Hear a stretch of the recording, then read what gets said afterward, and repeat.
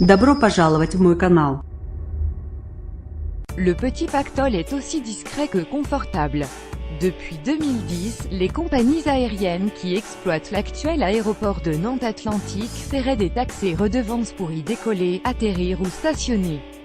Autant d'impôts qui, revus chaque année à la hausse, ont permis de rassembler quelques 100 millions d'euros. Un dispositif qui aurait pour but, d'après les informations révélées par le quotidien Libération, d'être utilisé pour la construction de l'aéroport de Notre-Dame-des-Landes.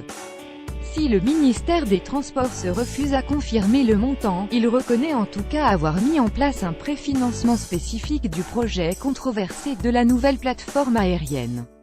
Ainsi, d'après Libération, les taxes versées par les compagnies aériennes ont fait de Nantes Atlantique l'aéroport le plus rentable de France, avec une soixantaine de millions d'euros de chiffre d'affaires. Une cagnotte confortable donc, bien que le projet d'aéroport soit contesté depuis des années et que sa construction stagne. Si la date du verdict est imminente, il convient de se demander ce qu'il adviendra des 100 millions d'euros de prélèvements collectés depuis 7 ans. Lire aussi Notre-Dame-des-Landes. L'abandon du projet n'est pas la solution pour un réinvestissement dans l'actuel aéroport. Interrogé par Libération, le ministère des Transports a expliqué que le concessionnaire, le groupe BTP Vinci NDLR, est tenu de conserver ce financement pour de nouveaux investissements et qu'il ne peut pas le verser à ses actionnaires.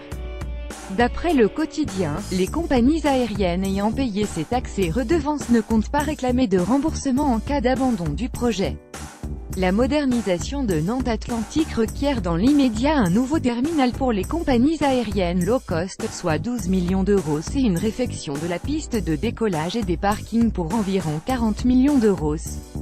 Nous sommes loin des quelques 100 millions capitalisés, explique à Libération Jean-Marie Ravier, chef d'entreprise nantais et expert financier des opposants à la construction de l'aéroport de Notre-Dame-des-Landes. Alors que la décision du gouvernement quant à l'abandon ou non du projet controversé devrait être annoncée dans les heures qui viennent, le dossier est brûlant. Gérard Collomb, le ministre de l'Intérieur, a d'ailleurs annoncé que les éléments les plus radicaux de la ZAD seraient évacués, quelle que soit la décision d'Emmanuel Macron. Si cette annonce semble imminente, le gouvernement a encore quelques questions à résoudre. Avant le verdict, Nantes et Rennes en ordre de bataille. Outre l'évacuation et la réutilisation de la cagnotte de 100 millions d'euros, l'État prépare la pré-annonce. Ainsi, sur le terrain, les forces de police se déploient pour encadrer d'éventuelles manifestations déclenchées par la décision d'Emmanuel Macron. D'après le quotidien régional Ouest France, 5 compagnies de CRS, soit 400 hommes environ, seraient en route vers Nantes pour une sécurisation urbaine. À Rennes, ce sont une vingtaine de compagnies qui auraient été déployées pour contenir d'éventuels mouvements à l'annonce du gouvernement.